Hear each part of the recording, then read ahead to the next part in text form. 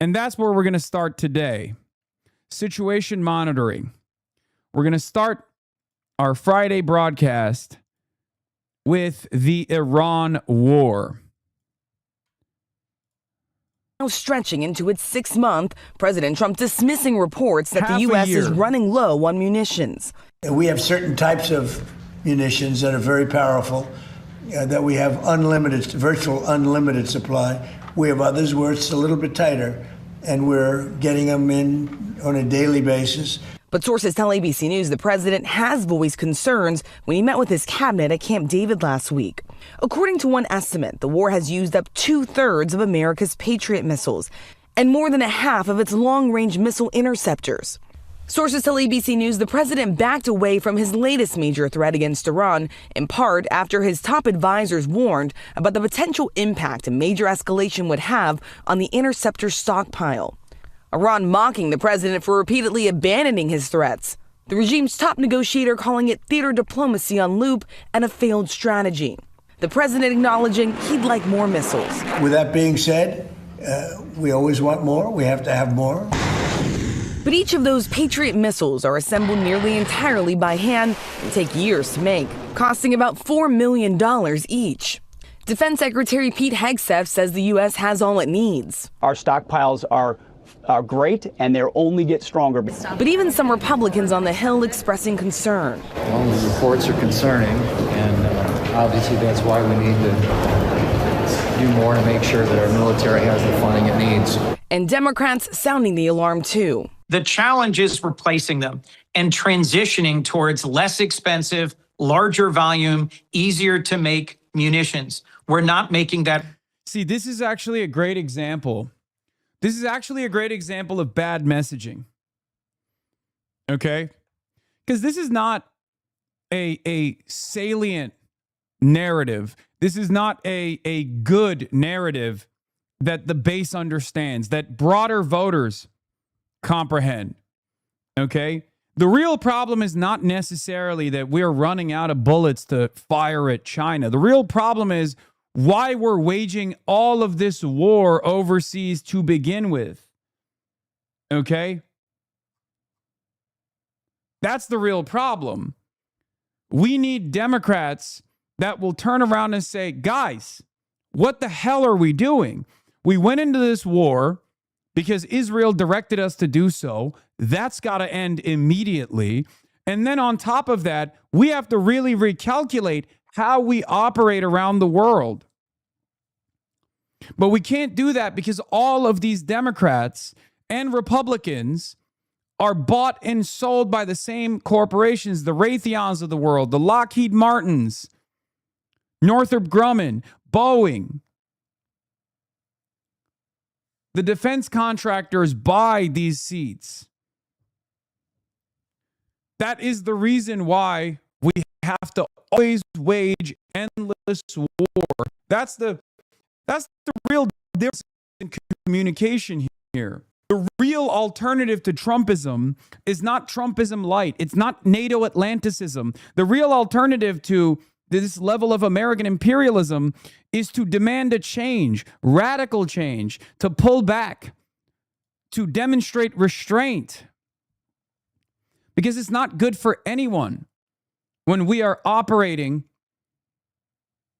firing off on all cylinders, spending $4 million a clip on missile after missile to blow up schools, to blow up infrastructure in Iran. Who is that for? Of course, it was inevitable that we would fuck with the wrong country. Iran happens to be the wrong country to fuck with.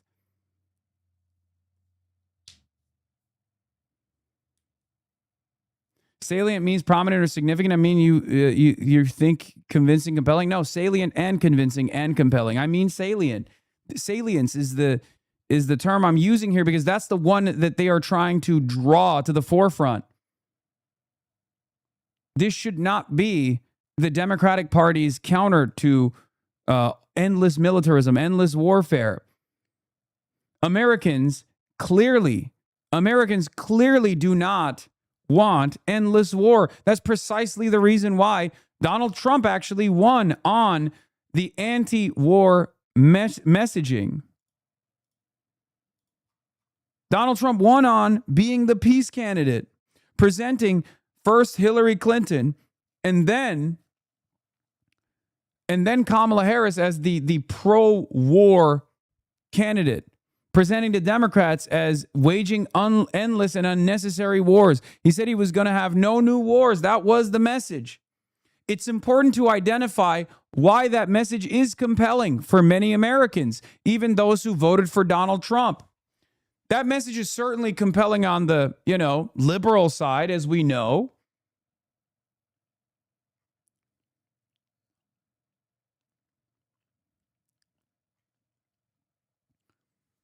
But it's even compelling for the independents. It's compelling for the moderates. It's compelling for Republicans. And what Democrats must do now is drive a wedge between Trumpism, Republicanism, reactionary policies that have created endless wars, and our side being the anti-war party.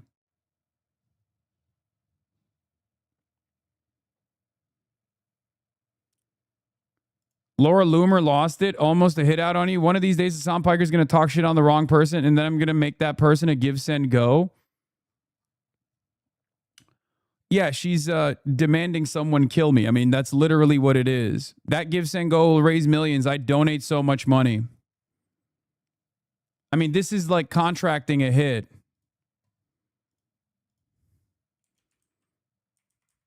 Prominent MAGA crazy actively contracting a hit out on me.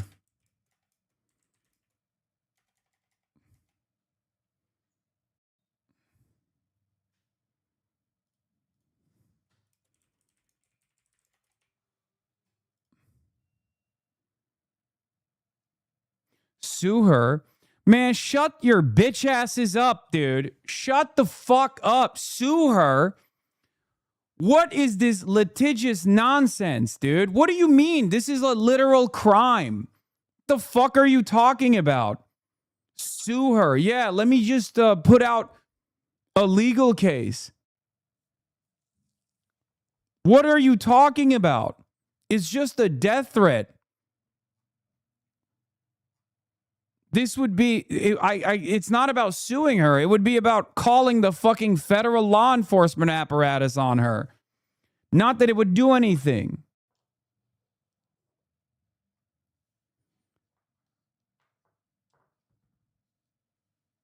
It's just a death threat. And it's not even like a hidden death threat. She's literally saying she will fundraise for someone who will kill me.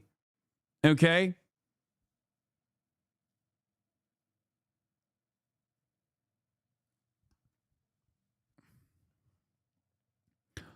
Now, of course, will liberal media turn around and make a big deal out of Laura Loomer, who's in and out of the White House, actively trying to hire a hitman against a prominent critic of Israel, a prominent leftist? No, of course not.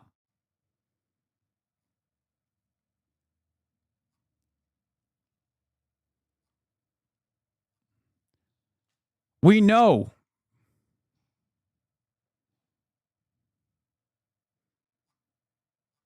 We know. The only thing we have on our side is a people-powered movement. Institutions, at least for the time being, will not defend us. That's the unfortunate reality. Institutions will not defend us. Prominent liberal Democrats in opposition to the Trump administration will not defend us.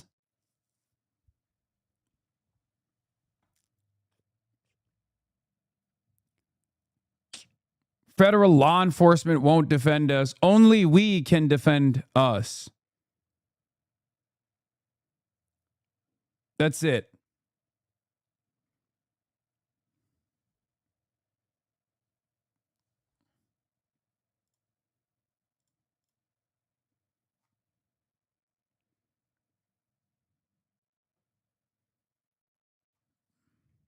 It's getting crazy out here, for sure. Anyway, let's get back to the commentary. Progress fast enough. So the war has already cost about $37 billion. The Trump administration is asking for another. Why are you being hysterical about the Loomer thing? It's not that much different than the Rick Scott bit. I think you have a very different understanding of how language is used in this circumstance. Me saying if Republicans were serious about, if the Republican Party, including Mike Johnson, were serious about Medicare fraud, they would punish Rick Scott, okay? Using like that, the underlying sentiment behind that is punishing Rick Scott.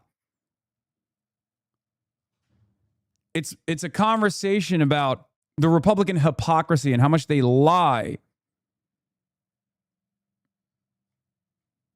Laura Loomer, on the other hand, is very clearly saying someone has to do something about Hassan, and I will pay them to do it. I will fundraise for them. Offering a direct cash incentive. That is contracting an assassination.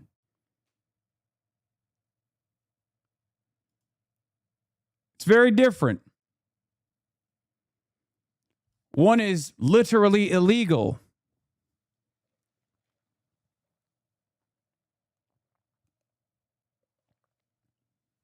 There's $67 billion from Congress, and we talk about how much money it is to make those Patriot missiles, nearly $4 million each. We'll compare that to how much it takes to make an Iranian drone. That's about $35,000 each, George, so quite a difference. Yeah, this asymmetry is something. And Rachel, Supreme Court rejected President Trump's attempts to restrict birthright citizenship. He's trying again. Yeah, he is trying again. This is the president's second attempt now to try to restrict birthright citizenship, which is protected under the 14th Amendment. That first one was knocked down by the Supreme Court, as you mentioned. These next two orders now are aimed at limiting who is eligible for U.S. citizenship here in the U.S. and also aimed at trying to restrict people coming here to the United States solely for the reason of giving birth. Now, both of these, of course, are expected to face legal challenges, George. Okay, Rachel, thanks very much. Now, Donald Trump has denied reports that the US is suffering a munitions shortage. That's as they continue their efforts in Ukraine and the Middle East contemporaneously. The US president has threatened long-term sentences for anyone who is found to have leaked information about the country's stockpiles. It comes... Yeah, it doesn't... There's not a lot of confidence that I have personally. There's not a lot of confidence I have personally in the American government's munitions stockpile if the American president is actively saying, hey, our stockpiles are great. We have enough munitions, and if you say otherwise, we will throw you, we will hunt you down, and we'll throw you in jail if you leak anything. It kind of feels like you're admitting that the leakers are correct. Kind of feels like you're being a little inconsistent, especially considering that the one thing that you can't actually, propagandize is the reality on the ground. And the reality on the ground in the Strait of Hormuz is very different than the one that Trump wants to present. Right? Trump wants to make it seem like the military efforts have been unbelievably successful. We've been able to successfully deteriorate the Iranian strike capabilities. We've been able to bring Iran to heel, and that a ceasefire deal is imminent.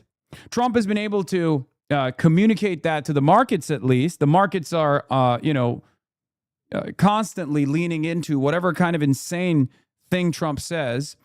Friday night, we're going to blow up Iran. We're going to genocide Iran. Sunday night, Iran is begging for a ceasefire. Right? And this has happened for the last 6 months, endlessly. This back and forth has taken place, but there's a hard limit to how much oil exists. There's a hard limit.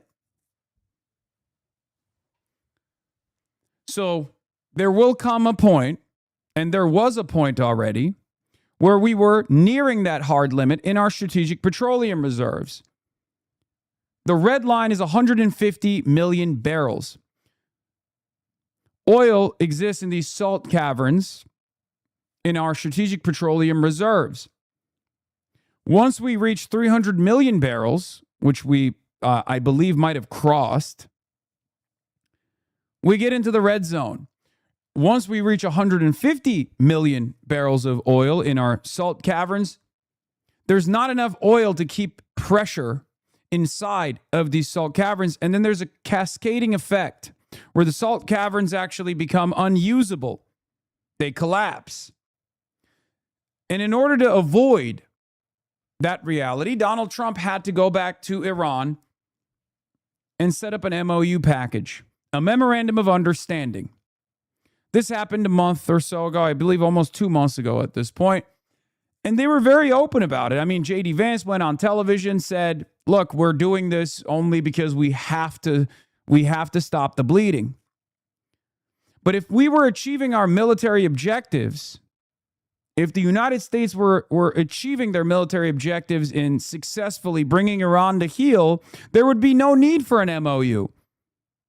There would be no need for a memorandum of understanding. It's very clear that the United States of America has experienced unambiguously defeat in the Strait of Hormuz. Iran now has more leverage. There has never been a war where one state has fought against another state and the other state, our foreign adversary, has generated more leverage in the outcome, in the aftermath of that initial military action,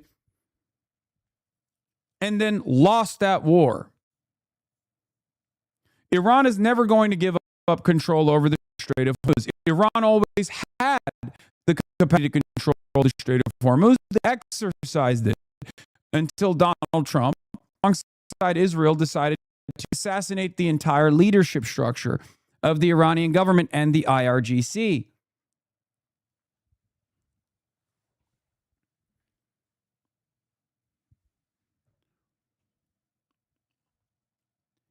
Everything since that moment has been failure after failure. And every day that goes on, every day that goes by where Iran is sometimes striking at oil tankers that are trying to transit through the Strait of Hormuz without the Iranian go-ahead, is a moment where Iran is controlling the Strait of Hormuz, and is a moment where the bleeding continues. And Iran gains more leverage, not less, but more leverage. And obviously, the intelligent analysts on the American side, and there are many of them, they're just simply not being listened to, understand this reality. They understand this reality, and they try to communicate this reality to Donald Trump. But Donald Trump, for one reason or another, thinks that there is another way out of this. But there isn't another way out of this.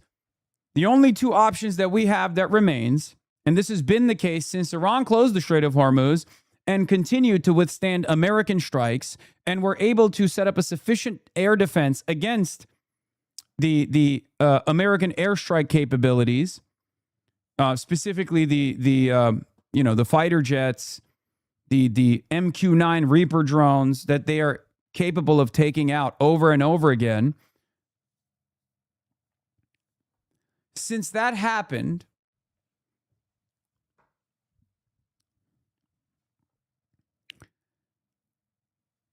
we have been expending our standoff munitions, the ones that we lob from, thousands of kilometers away, Tomahawk missiles and the like. We've been using our offensive capabilities that we have depleted. These are very costly missiles that we don't have an adequate stockpile of. And then every single time that we lob missiles in the direction of Iran, Iran retaliates. Iran retaliates by attacking American assets in the Gulf, and they've successfully destroyed billions of dollars of American assets. And in an effort to defend our assets, we've also depleted our defensive munitions. So now Now we're at an impasse. We're at an untenable solution, an untenable situation where either the United States of America is going to go all out and try to invade Iran militarily, which seems very unlikely, or we have to concede.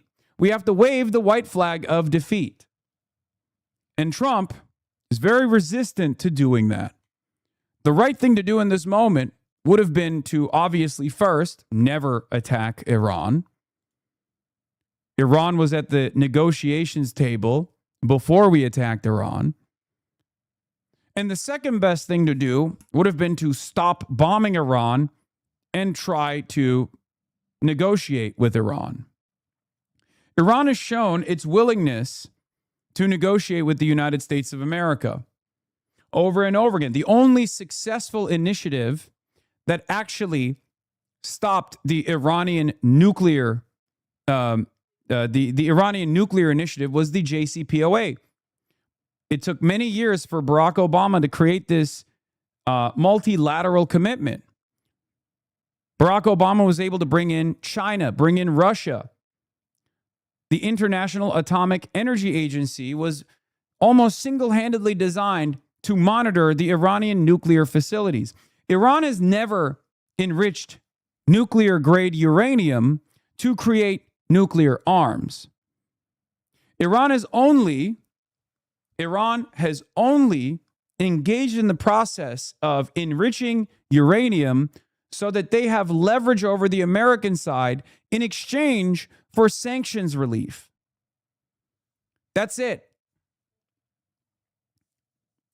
The problem was, of course, when Trump came into office as Israel's strongest warrior, Israel's strongest soldier in 2016, he ripped apart the JCPOA and added additional sanctions to Iran, even though Iran was still very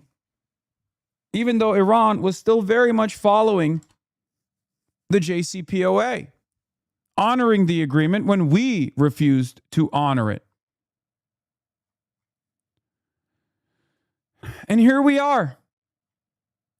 The situation has gotten far worse.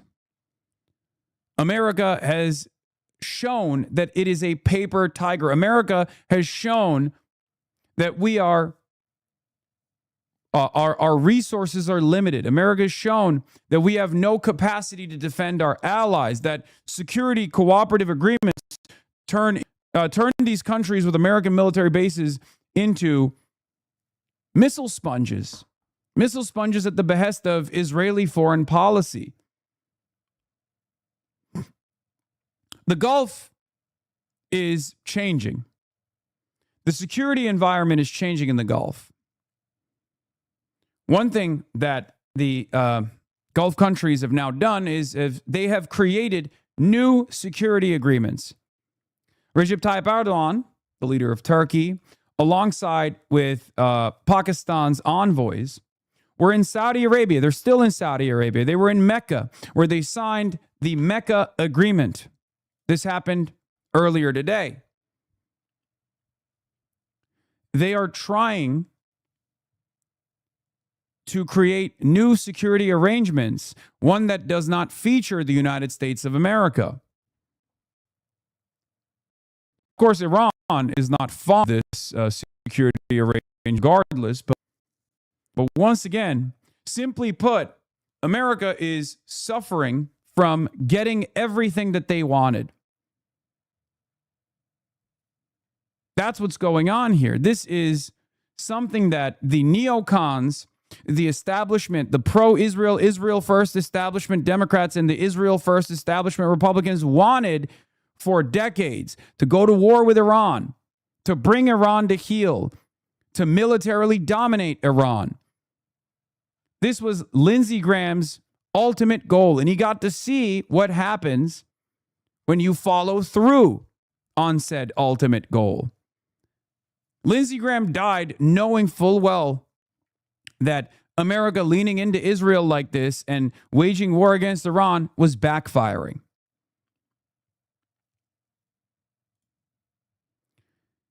Here is Dennis Citrinowicz from the Atlantic Council and his analysis. Danny Citrinowicz has had a fairly clear-eyed approach since we started blowing up Iran, for the record. This is not a guy that I agree with, right? I'm an anti-imperialist. He is a NATO Atlanticist. And yet even NATO Atlanticists that played a formative role in creating the structures of American imperialism have realized that this is actually deteriorating the American capabilities of continuing to be the hegemonic superpower, the world police. They are also demanding restraint, perhaps for different reasons. Okay? A few observations on the Saudi-Turkish-Pakistani agreement from an Israeli and Iranian perspective. One, Israel may be uneasy, but Israel is not the main reason for this agreement. There will undoubtedly be voices in Israel that interpret the agreement as an emergence of a more assertive Sunni bloc that could potentially pose a challenge to Israel. But that would miss the primary Saudi motivation. For Riyadh, the agreement is first and foremost about a much deeper concern, whether Saudi Arabia can withstand the security challenges surrounding it on its own. The kingdom is looking for additional strategic depth and partners at a time when its regional security environment remains highly uncertain. Number two, the real test will come when the agreement carries actual military costs. The continuing Houthi attacks on Saudi Arabia provide an immediate test. Will they lead to meaningful Pakistani or Turkish involvement against the Houthis? The Houthis have already shot down a Turkish-made Bayraktar drone, although it was apparently operated by Saudi Arabia rather than Turkey itself. That distinction matters. The much bigger question is what happens in a genuine regional escalation. Imagine, for example, that Iran responds to a U.S. strike by attacking Saudi oil infrastructure. Would Turkey and Pakistan actually be prepared to take military action against Iran? That is where declarations of solidarity meet geopolitical reality. Neither Ankara or Islamabad is eager for a confrontation with Tehran, and Pakistan's traditionally cautious approach towards Iran illustrates just how difficult such a decision would be. So the interesting part about it is that Pakistan and Kingdom of Saudi Arabia already had some formation of a security arrangement, and yet Pakistan has not taken action against the Houthis. Okay? So I suspect that this won't be all that meaningful. The agreement does not close the door on Saudi-Israeli normalization. From an Israeli perspective, the agreement should not be interpreted as determining the future normalization with Saudi Arabia. Riyadh's security partnerships and its relationship with Israel operate on related but ultimately separate tracks. If Israel were to make dramatic progress on the Palestinian diplomatic track, which they won't, because there's no domestic appetite in Israel to do so. The domestic appetite in Israel is to move in the exact opposite direction of diplomacy with the Palestinians. No Palestinian statehood whatsoever. So I don't think that's going to happen regardless. I think this is Saudi Arabia coming to that recognition that the Abraham Accords might be done. Okay?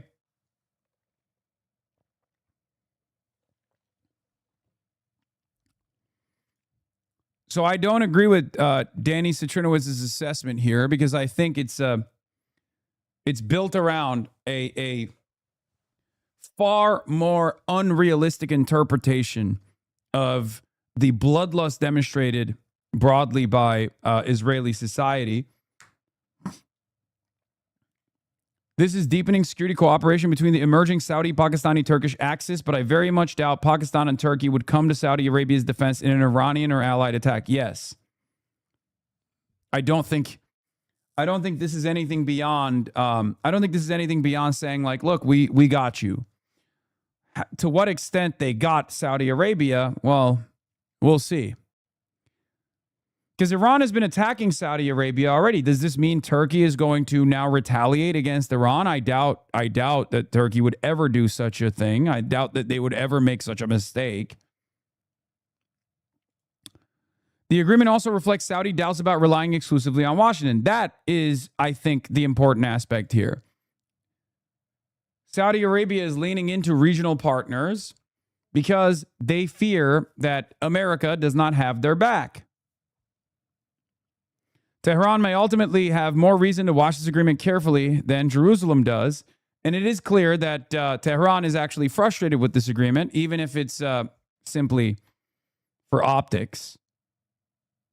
I don't think that they need to watch this agreement carefully because it presents an imminent threat. But I do think that this also creates a separate sphere of influence, especially with Pakistan, especially with Turkey, that is a regional one. It makes it a little bit more difficult to inevitably arrive at a peaceable solution that is long-term between the Gulf states and Iran.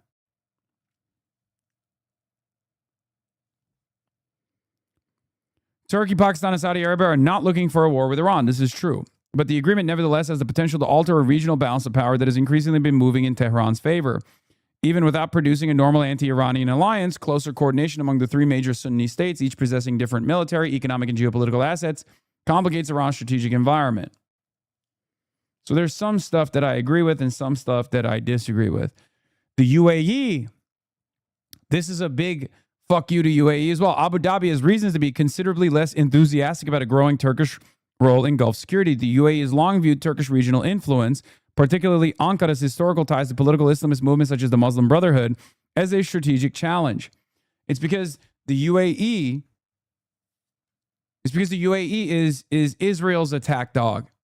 The UAE has separated itself from the GCC and moved into the American camp in the aftermath of these tit-for-tat strikes that America and Israel launched against Iran.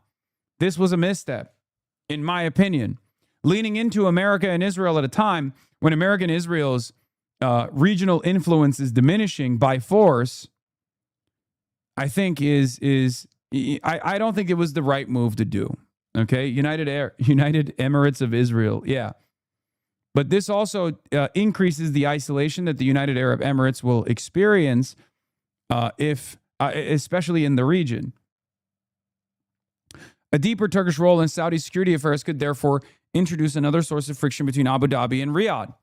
Except one of the things that the United Arab Emirates has done that we know of that is somewhat of a better move is giving money to Iran.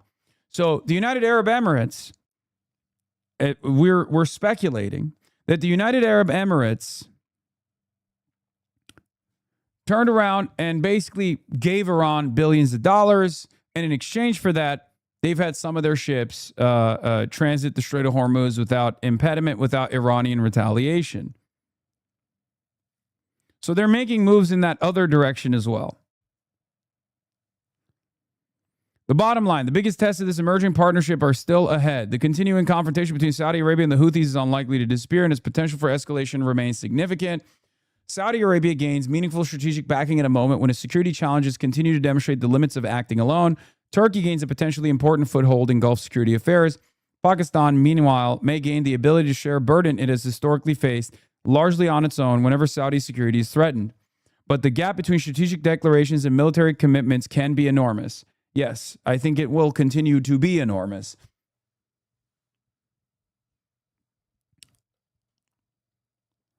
The UAE has been opposed to political Islamist currents and Turkish influence since the Arab Spring. They are deeply terrified of the Muslim Brotherhood and similar organizations, a principal motivation behind their involvement in many conflicts, including Yemen and Sudan. This way predates the Abraham Accords and deepening ties with Tel Aviv and Washington. The UAE seemingly doesn't care about the Islamist movements, the Salafists or the Wahhabist movements, when they aligned themselves at times, although they also fought against Saudi influence in Yemen. They lost that battle, of course. Saudi won that battle, but then Saudi lost it to the Ansar Allah movement anyway. So my point about the United Arab Emirates is they play both sides. And if you play both sides, sometimes you come out on top. But in the United Arab Emirates case, if you play both sides, sometimes you lose out and it turns into a Mallory McMorrow situation. You know?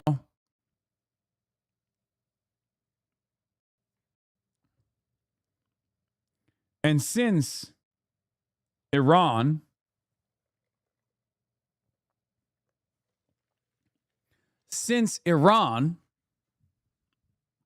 is currently winning this battle America and Israel are losing this battle, the United Arab Emirates' calculation to lean further into Israel and America, probably not the best idea. But in any case, the fact that these kinds of decisions are taking shape in the region and new security arrangements are being designed, once again, shows the reality that hold on, I know there's a mini F. Shows a reality that the American influence is being recalculated. American involvement is no longer being seen as a guarantee of security, but instead a real threat. These kinds of arrangements are being made not for today or tomorrow. They're being made for what comes next, what comes after. Because if the United States of America withdraws its forces from the region, for example, we don't know if that'll happen. But if Iran achieves all of its objectives here, they have to have a new security arrangement that doesn't involve the United States of America. A security arrangement that involves other regional partners, nuclear-armed nations like Pakistan, nations that have a defense industry like Turkey. As experts say that the US military is running short on weapons, such as advanced missile interceptors that have defended against Iran. Well, we can bring in now our defence and security analyst, Professor Michael Clark. Hello, Michael. In your view, is this shortage real? Yes. It was reported quite widely. It's been confirmed by a lot of people. It's not just one person leaking from the Pentagon. I'm not sure there's a leak at all. No.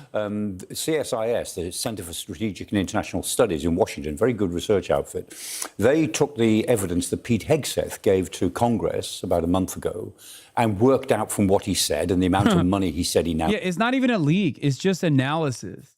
That's the other funny thing, because like we can see the information that the Department of War has given to Congress. It's all a matter of just, counting the beans at that point. Beans on fucking toast in it. Needed. He wanted another 67 billion. They said the war has cost 37.5 billion. We need another 67 billion immediately to make up for shortfalls. And they worked it out from that and came up with a series of figures, which a lot of people have more or less confirmed. Ballpark, the figures are more or less right. So the Americans they're not out of weapons, but they're running short, given that they need weapons for lots of different theatres in Asia, in Europe, as well as in the Middle East. That's the main problem that they have.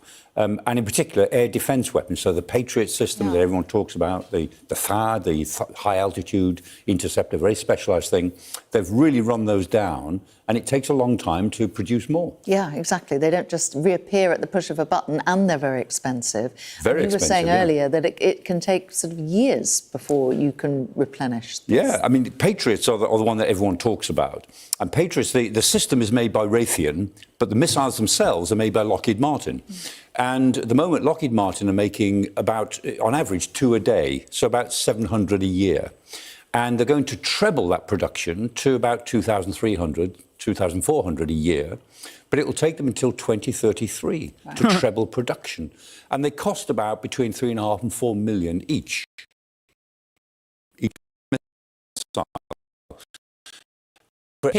Healthcare, baby. That's where all of our productive output goes. Now, this is part of the reason why I say over and over again that the alternative to Trumpism and like this vulgar imperialism that Donald Trump is openly demonstrating from the bully pulpit over and over again, saying like, oh, we stole Venezuela's oil. It was awesome. And we're fucking destroying Iran. It's awesome. Here's the thing. The alternative to that isn't, oh, Donald Trump is actually being irresponsible with our missile stockpile. The alternative isn't to say, oh, we got to re-up production and we got to rebuild our missile systems. We got to rebuild our stockpile. The alternative to that should be, why are we doing all of this? Why don't we focus on building our roads, building our infrastructure, building our schools, becoming a more competitive labor force, in becoming a more competitive labor force in the global marketplace, bringing back an industrial base to the United States of America. These are the real alternatives to spending trillions of dollars in waging war. And I say trillions because that is the number that the American government is now demanding, $1.5 trillion. It's unheard of. It's insane.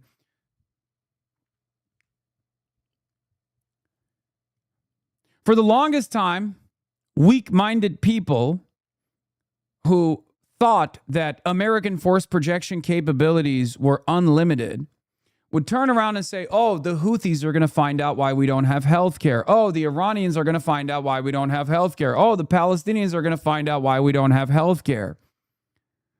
Well, it turns out, even though all of our productive output went to delivering missile systems to wage wars of plunder overseas, we don't even do that correctly because capitalism has this corrosive corrosive influence. Defense bloat is far worse than we perceived. I've talked about this as well. Because even our military industrial complex is not designed for survival. It's not designed for efficiency. Our military industrial complex is designed for profit.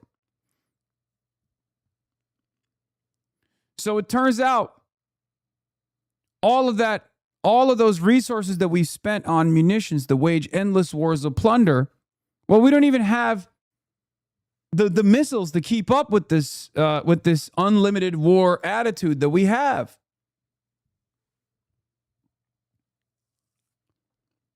That's the major difference between the United States of America's defense capabilities and Iran's defense production capabilities. Iran is fighting a war that is existential. Iran is fighting for survival. Iran has designed its infrastructure to withstand bunker buster munitions. Iran has put their missile silos deep underground. Iran's launchers are also inside of tunnel systems, inside of mountains. And that's part of the reason why we can't destroy them. We can't successfully attrit the Iranian strike capabilities as we've tried to do so over and over again for the past 6 months. Their anti-air defense systems are also unique and difficult to destroy, difficult to tamper with. And they've done this with an unlimited sanctions package. Months and months, even before this war began, I warned about this exact moment. I said that America's defense capabilities and offensive capabilities are finite, that we would run out of our peer and near-peer adversary standoff munitions that we designed specifically to fight against Russia, specifically to fight against China. I said it over and over again. And people kept coming in here and saying, Hassan, you're wrong. We have contingencies. Well, we don't. Now it's international news. Now, this isn't necessarily a bad thing. This is a good thing.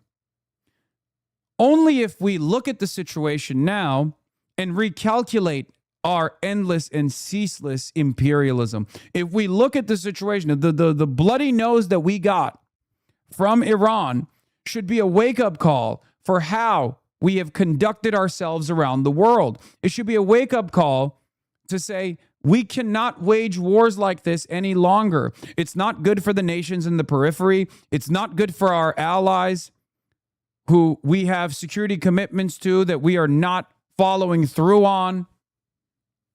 And it's not good for America and Americans. It's not good at all that we have spent all of our productive output, all of our resources on waging endless wars, and now we're losing. So this bloody nose could be a good thing, but it's entirely dependent on creating a robust anti-war, anti-militarist left flank in this country. Democrats, for the longest time, post 9/11, have been the pro-war party, alongside the Republicans, of course, that have always been the pro-war party.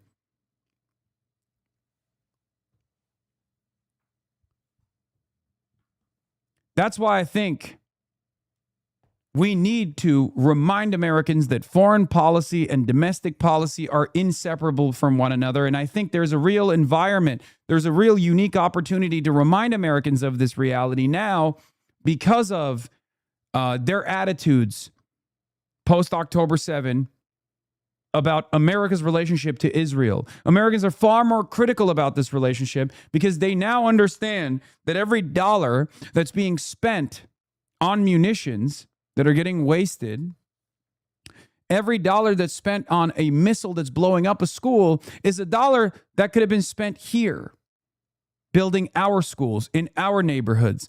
Americans are understanding this reality. For far too long, the media covered foreign policy as a totally separate thing. It's just something that happens over there. You shouldn't care about it that much.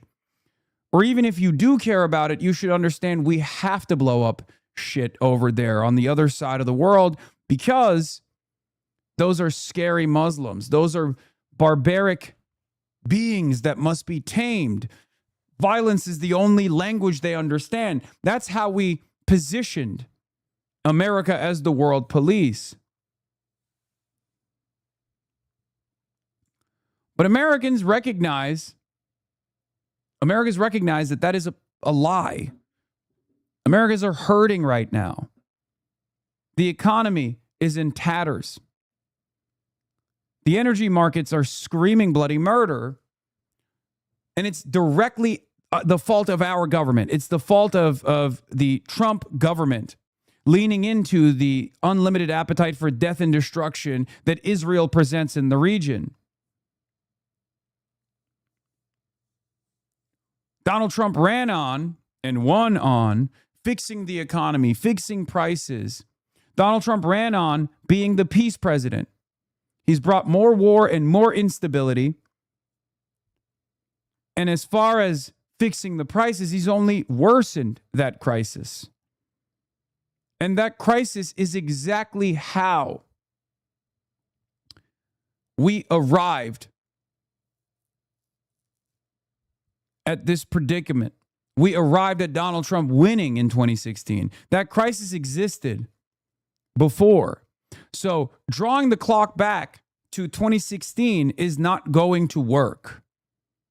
We need something different. And lucky for us, a lot of Americans are also on our side. Okay? Lucky for us, a lot of Americans are also demanding that change. There's a real hunger for that change. There's a real appetite for that change. And the reality of the matter is,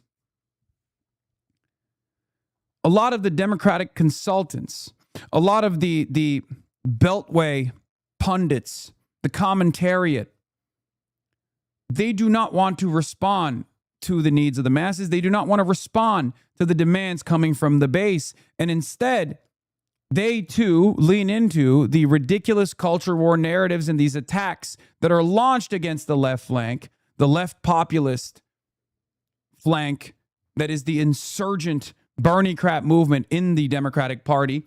They lean into the right-wing attacks against us with the hopes that we go away. And they're not going to stop. They're not going to stop.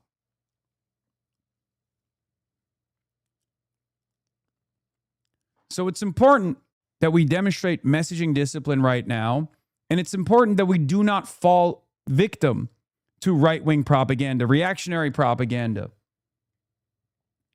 This community has withstood many attacks by liars that have manufactured outrage, sometimes successfully, but most of the time unsuccessfully. Now those exact same attacks that we have withstood are coming from mainstream outlets. I mean, look, every day of the week, find something equally as radical to reach that audience. Look, My every day of the response is week, find something equally as radical there is that's still another, good. every That's- hour of the day, Fox News is talking about us. Fox News is talking about the DSA. Fox News is talking about me, saying that we're terrifying. And they have Democratic consultants that they could bring on to actually attack us as well, to make it seem like the actual voters oppose this worldview, to make our worldview seem toxic. It's all hands on deck right now. So don't fall victim to this kind of propaganda.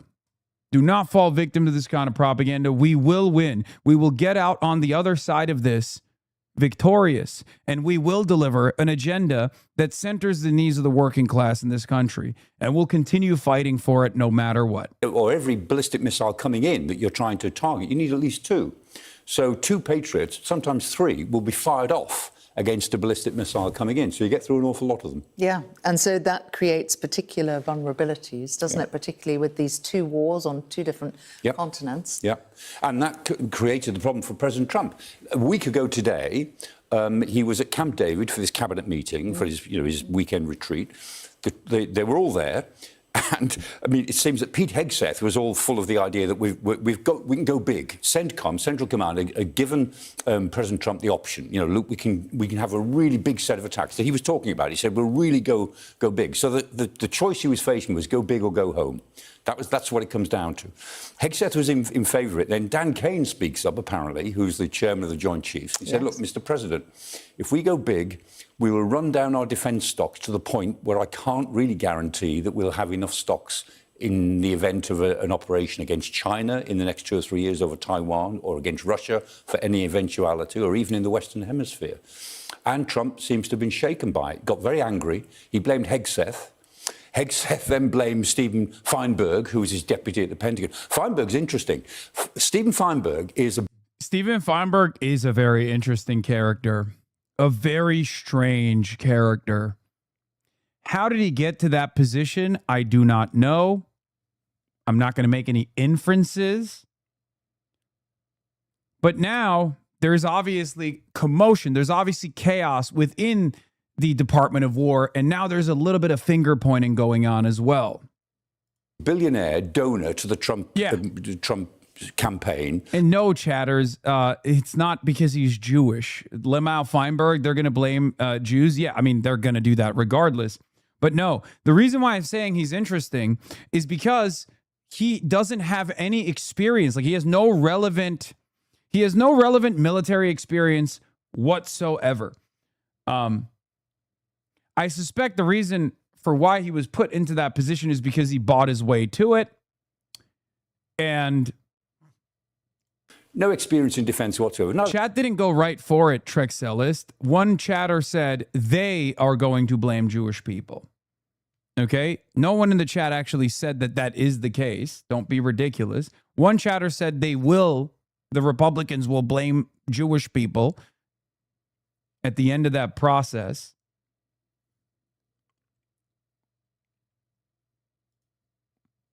But yeah, here is the relevant article. Back at Camp David, as he was confronted by Trump over the bear weapon stockpile, Hegseth defended himself and blamed his deputy, Stephen Feinberg, for the shortages and not ensuring Trump was fully appraised of the issue, both persons familiar said. Now listen, it is a lie to say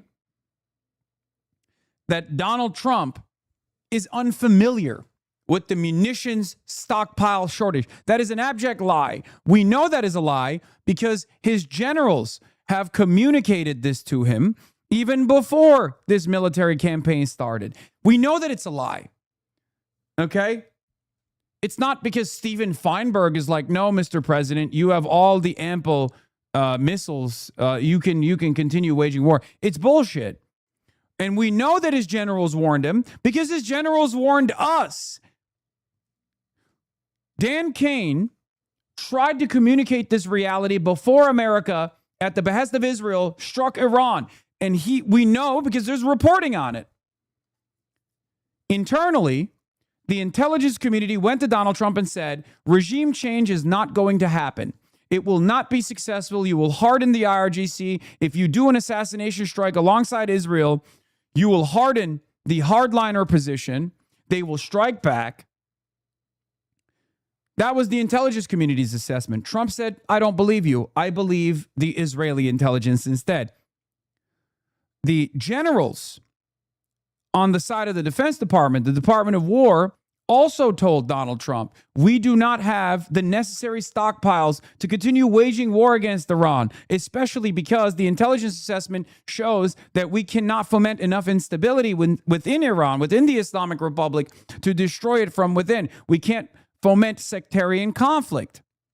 So when Donald Trump did not listen to the better judgment of his generals, when Donald Trump did not listen to the better judgment of his intelligence assessment and started waging this war, or was signaling that he would wage this war against Iran, Dan Cain went to the media. Dan Cain went directly to the media. That's how we know that this was going to be an imminent crisis. Donald Trump's own generals, when Trump stopped listening to them, went to the media anonymously and leaked this information. And Trump still refused to listen. He refused to listen to reason. He was hopped up on the success that he got out of the Venezuela operation, and he thought he could do the same in Iran because he's a fucking idiot. And obviously there was a lot of push and pull, far more push from the Israeli side that he leaned into.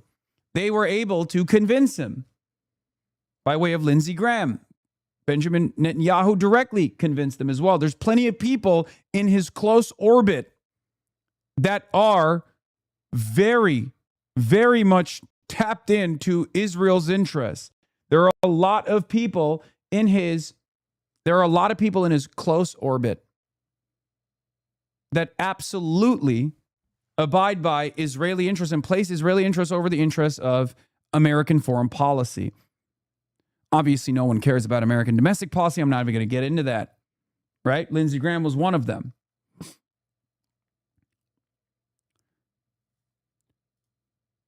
And this is why we're there. This is how we arrived at the position we arrived at. There's Hegseth. Maybe he was a TV presenter. Good heavens!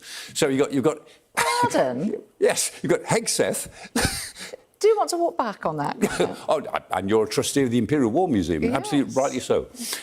So there's Hegseth in charge of the Pentagon. His deputy secretary of defense is Stephen Feinberg, who has never had a government job before. And between them, they don't seem to understand what the Pentagon procurement process is. And it took Dan Cain, the chairman of the Joint Chiefs, who was the... Yeah, I don't agree with that. I think that's bullshit. I think they very much understand it, because even a dumbass like me can understand the Pentagon procurement process. If we can understand it here, totally outside of the actual data, we don't have the data that is readily available. We can only count. We can only point and count, right? So the notion that those guys don't understand it is bullshit. Now, you can say that they're inexperienced, which is true. They have, like, Pete Hegseth is also not someone who came through the relevant, like, general process to reach the highest level to be in charge of the Department of War, and neither is the deputy, right? The deputy's even worse than Pete Hegseth. At least Pete Hegseth is like fucking National Guard. Feinberg has held no military position. None whatsoever. Feinberg just bought the seat. Feinberg just bought the appointment. It's crazy. So you got the DUI hire at the top, and right underneath him, you got a guy who bought that position. Okay? His relevant background is just that he's a billionaire. Yes, a very shady billionaire. I call for an immediate investigation into the notoriously secretive Deputy Secretary of War Steve Feinberg's role in the selection of the Israeli intelligence assessments over the Pentagon's in the decision to go to war with Iran. The American people have a right to know about this communication with Israeli officials. Here is Feinberg, who is a billionaire with an extremely suspicious history. His only relevant military experience is a brief enrollment in ROTC when he was in college, and one he didn't even maintain until graduation. Feinberg is a public official and has no right to the level of privacy he's been given.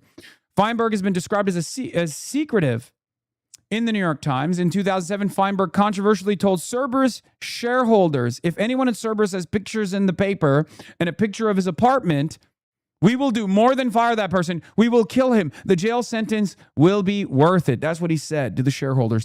Feinberg has donated to both Republican and Democrat politicians, including Chuck Schumer. Feinberg has been a significant donor to both Republicans and Democrats. This is a classic Trump billionaire moment. Obviously, all billionaires do this. They hedge their bets, obviously. So it's not that surprising. They have so much money, it's nothing to them. Okay?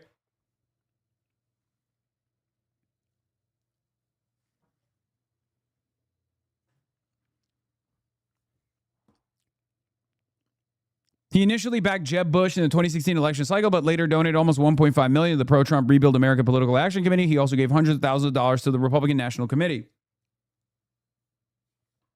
In 2016, however, he donated the campaign of the Democratic Senate Minority Leader Chuck Schumer. Bonser Berry also had an outsider's take, obviously another relevant OSINT guy who I very much appreciate the analysis of. Before the Iran war started, several smart people told that they had assessed the war would not happen because U.S. munition stockpiles were just not insufficient, but also at a severely adverse ratio to estimated Iran missile stockpiles. That the war still happened was a bit of a shock, but it turns out that they were not wrong, but that the administration was simply unaware or incompetent and proceeded anyways. The entire episode is another disturbing sign of the intellectual and institutional decay of governing institutions in this country. I don't think so. I don't think this was institutional incompetence. I'm sure institutional incompetence and intellectual incompetence played a role in this, but I absolutely believe it was zealotry. Okay? I think that there are a lot of people who were so invested in Israel's Greater Israel Project, which demands Iran be brought to heel, which demands that Iran become a failed state, that took precedent over the more reasonable assessment, the more sound analysis coming from a lot of worried parties in the American military and in the American intelligence community. It's zealotry. And I guess you can say zealotry is intellectual decay. You can say zealotry is institutional decay. I guess you could say that.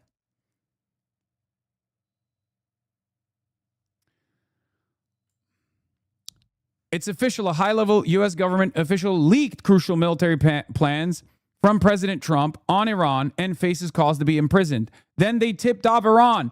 Senior Israeli intelligence officials said they weren't even aware of the details of the plan, and that's how close the administration was holding these details to the chest because of how sensitive it is in the region. All leakers must be fired and prosecuted, says Eric Doherty.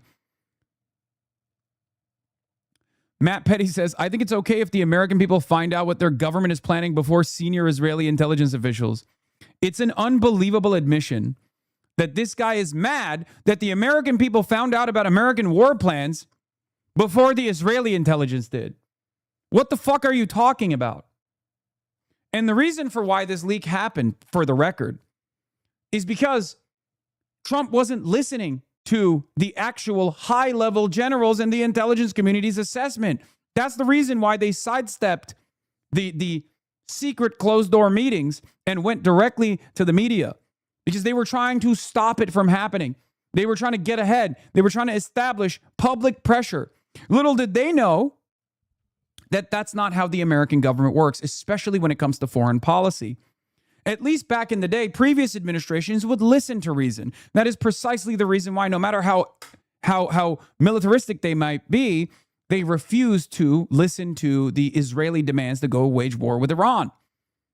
Even Joe Biden, who is ideologically a more committed Zionist than even Donald Trump is. I know it sounds crazy. Donald Trump is certainly more pro-Israel than Biden is, but Biden is a bigger zealot when it comes to being Israel first. Even Biden did not go to war with Iran. But Trump did. And they were just trying to stop it. That's why they went to the media, because they thought there would be tremendous public pressure to put an end to this. Little did they know, it's not like the Democrats coalesced around this issue and also demanded this come to an end. They didn't do it. The Democratic Party did not do it. The political class, I mean, not the masses. The masses tried to protest against it, but it doesn't really matter. Public pressure doesn't matter when it comes to foreign policy. And if you create a system where there is unilateral decision-making power in the hands of an egomaniacal sociopath that listens to glad handlers and brown nosers over the better judgment of their own analysts and their own expertise, here is how you arrive at waging idiotic fucking wars that destroy American capabilities and American force projection capabilities that make our allies reconsider their security cooperative agreements.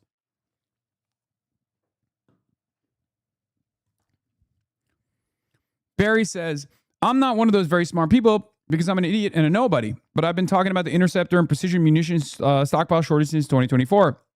It was because of the shortage that I predicted that there would be no strikes in January of this year and was reluctant to foresee a major war until the buildup continued through February.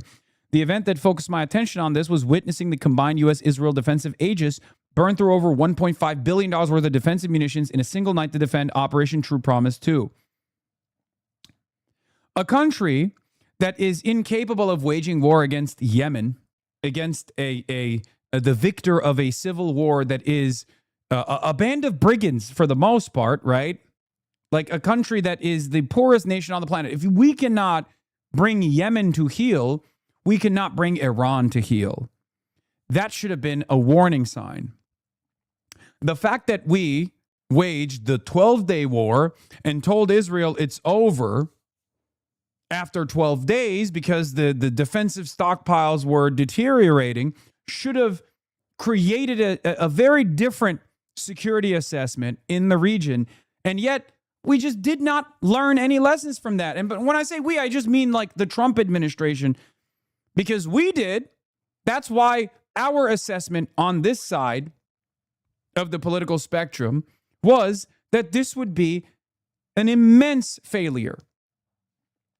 And the naysayers kept coming in over and over again. The Asmongold fans kept coming in and saying, you're a fucking terrorist. Oh, don't you feel sad that your favorite leader in the world, Ayatollah Ali Khamenei, was assassinated? This is going to be awesome. We're really showing our dicks and how hard they are.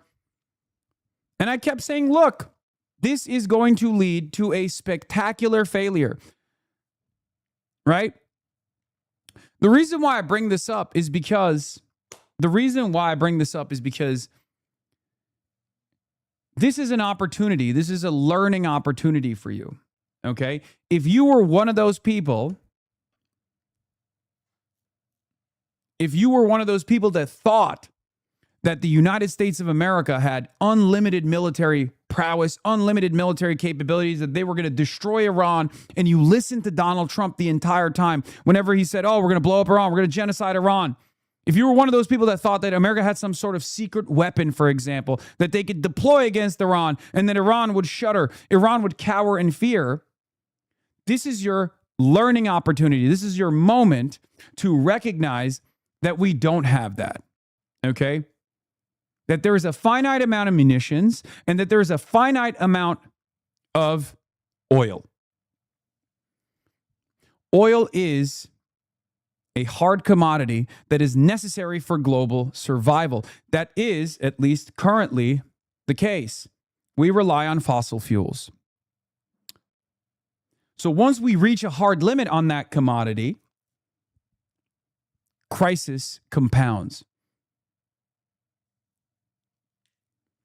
That's why it's traded as a global commodity. That's why when, the Japanese markets are having a hard time accessing additional oil to keep up with the demand, all of a sudden the prices are supposed to skyrocket across the board. But of course, Trump has been able to effectively manipulate and also has received tremendous aid from China. The People's Republic of China obviously cut their strategic or their imports, their oil imports, with the hopes that they could adjust and create some level of price stability. Because if Japan is cooked, if India is cooked, if all of these other countries are having a hard time accessing oil and their economies start collapsing, then China can't do trade with these countries. So in an effort to maintain stability, in an effort to continue trading with these countries, in an effort to ensure that the Chinese economy doesn't collapse, China came in and cut by half almost their oil imports. This allowed additional time for the United States of America. This also gives a lot of leverage to China, because if they increase their imports back to the previous levels, then the price of Brent crude is going to skyrocket.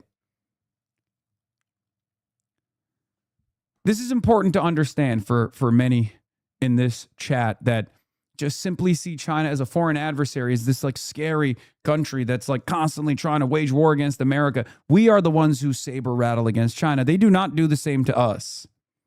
They have the capability to do so. That much is clear. We do not have the capability to defend Taiwan, for example, if there was any sort of military action. That much is also clear. I hope you understand that. We can't even wage war against Iran. If you think we can wage war against China, you're delusional. So that's at least one additional outcome of this spectacular military failure, is that hopefully more American foreign policy wonks will be a little bit more restrained. They will demand more restraint. They will say, look, we can't fucking do this. We can't do this. We don't have the munitions to do this. We don't have the capabilities of doing this. We have to normalize relations with China. Okay? This is before we talk about the fact that strategic export controls, if initiated by China against the United States of America, would destroy the American defense munitions capabilities. It would destroy it. It would end it. Without the magnets, without the rare earth minerals necessary for missiles, without the components that we get from China, we would not be able to build missiles at all, especially now that we have destroyed our stockpiles.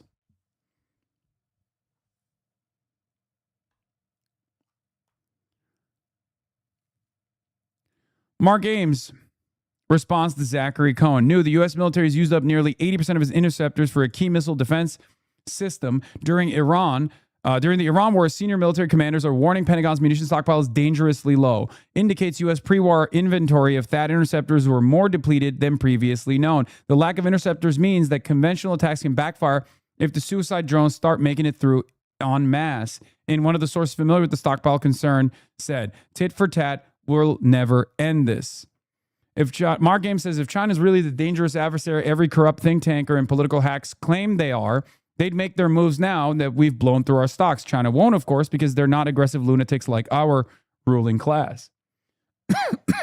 This is perhaps the greatest evidence of China's restraint, because there's no better tactical moment for China to invade Taiwan militarily than right now.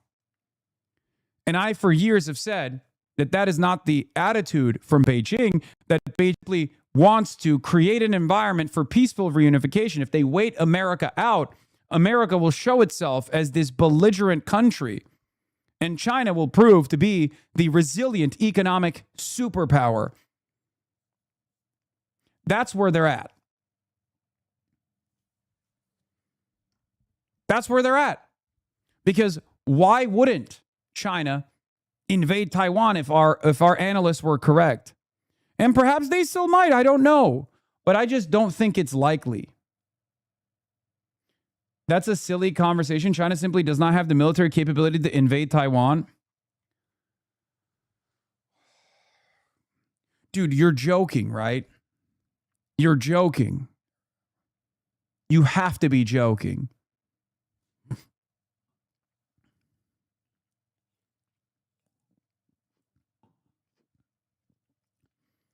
It wouldn't be without cost. 100 miles of ocean, they need amphibious capability to land 1 million troops. I'm not joking. Dude, I'm not saying it wouldn't be without cost. Okay? It would not be a cost-free invasion.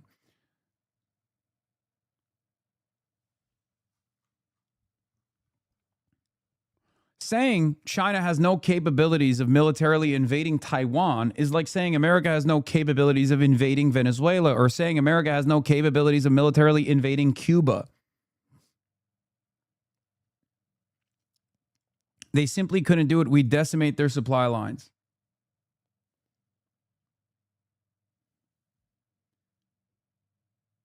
You're doing the same thing that chatters have done thus far. I'm not saying China's going to do this, but the restraint coming from the Chinese side is not born out of the military calculation. It's not born out of the cost that they would incur.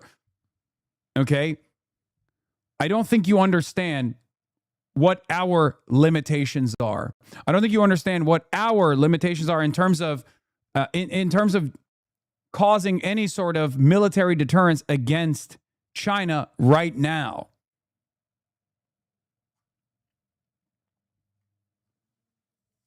That's crazy. If we cannot push back against Iran, I don't understand how you think we can outmatch Chinese defense production.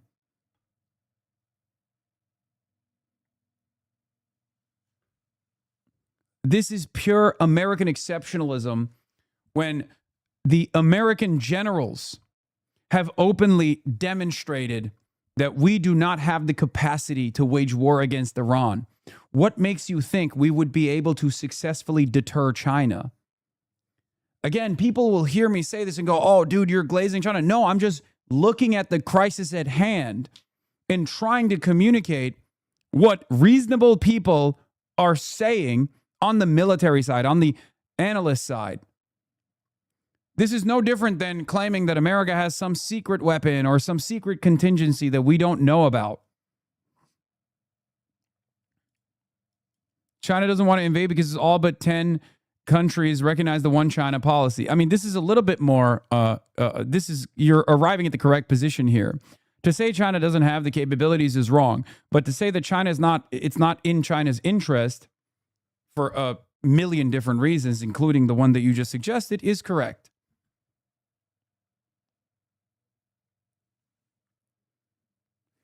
Those who disagreed with me at the start of Operation Epstein's Fury have now come to the conclusion that we were right.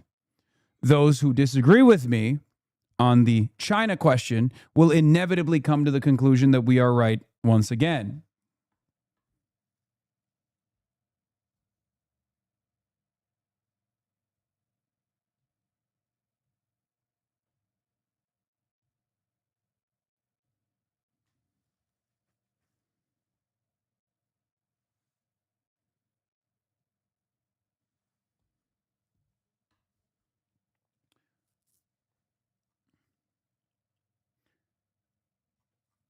Military professional to say, look, Mr.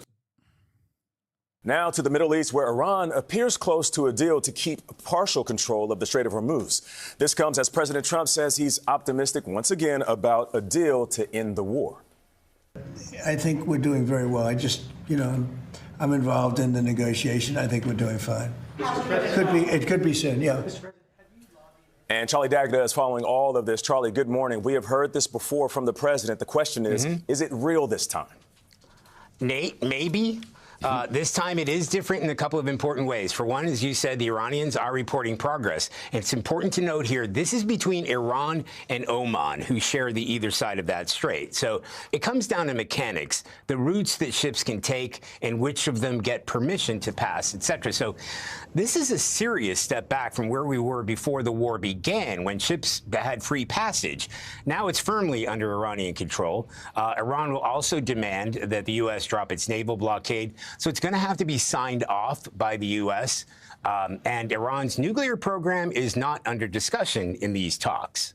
Charlie, the president is also addressing reports that some munitions are running short. What do we know about the stockpile of munitions? Yeah, Nate, multiple sources tell CBS News that the war in Iran has nearly used up all of the military's global stockpiles of long-range precision missiles, including the ones meant to protect U.S. forces. So for planners at the Pentagon, this raises serious concerns, not just about this war, but America's overall readiness in future conflicts. President Trump has denied those shortages, even threatening that leakers, his word, of that information will be hunted down and long jail sentences will be sought. He also denied reports that he clashed with Defense Secretary Pete Hegseth over weapon shortages, saying he's extremely happy with Hegseth. Nate? All right, Charlie. Thank you.